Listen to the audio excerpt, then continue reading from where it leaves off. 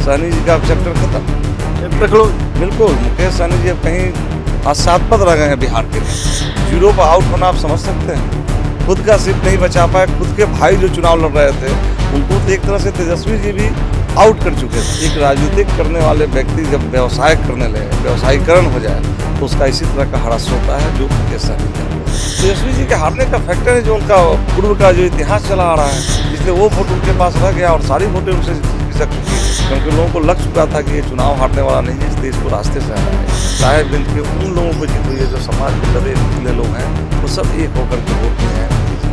लेकिन इस बार जिस तरह की प्रचंड जीत मिली है, निश्चित रूप से मोदी जी का सहयोग रहेगा और बिहार में चौतरफा विकास में तेजी आएगी। नमस्कार, आप देखना शुरू कर चुके हैं लाइव फिटीज को। मेरा नाम अभिषेक है। बिहार विधानसभा चुनावों के नतीजे आ गए हैं। साहेबगंज में राजू सिंह फिर चुनाव जीत गए हैं। बीजेपी के टिकट पर चुनाव लड़े और एक बार फिर जीत हासिल की है।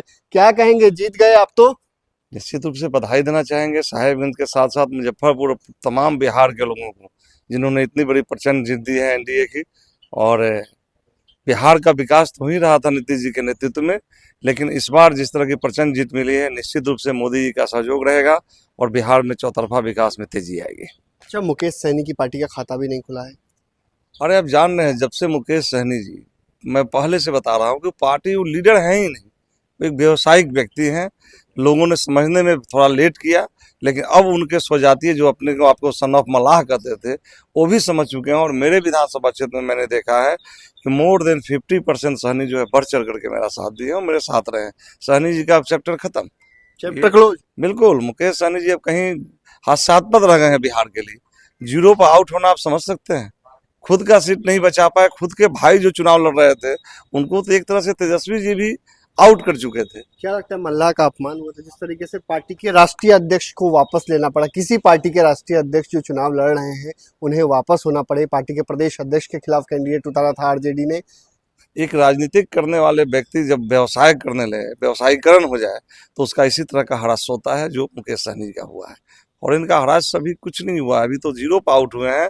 कोई पार्टी इनको तवज्जो नहीं देने वाली है, चाहे वो राष्ट्रीय जनता दल क्यों ना हो, चाहे वो भारतीय जनता पार्टी क्यों ना हो। हर पार्टी के लिए हास्यास्पद रह गए हैं और बिहार के आम जनता के लिए भी हास्यास्पद हो गए। 200 सीटें आपकी पार्टी पूरे एनडीए घटक दल ने जीती है, क्या लग रहा है? क्या लग रहा है? 200 सीटें जीतना एक अपार बहुमत मिला है। लोगों ने नीतीश जी और मोदी जी के कार्यों में विश्वास जताया है और निश्चित रूप से लोगों ने जो विश्वास जताया है, वो विश्वास पर हमारे पार्टी का शीर्ष नेतृत्व खड़ा होने का काम करेगा। तेजस्वी यादव की करारी हार जो हुई है, उनकी पार्टी सीट मात्र 25 सीटों पर आई है और कांग्रेस 6 सीटों पर आई है। क्या लगता है, तेजस्वी राहुल क्यों हार गए बिहार में? तेजस्वी जी के हारने का फैक्टर है जो उनका पूर्व का जो इतिहास चला आ रहा है। आज कोई भी आदमी आरजेडी को वोट देना नहीं चाहता है। वो केवल पारंपरिक जो है उनका मुसलमानों को बीजेपी का भय दिखा करके और अपने स्वजातीय को लेकर के बस वही बात चलती है उनका, इसलिए वो वोट उनके पास रह गया और सारी वोटें उनसे खिसक चुकी है। साहेबगंज में बड़ी चुनौती थी। साहेबगंज में आप लंबी लड़ाई लड़ते हैं और शुरू से 2005 से ही आपने लड़ाई लड़ी और जीत हासिल करते आए हैं।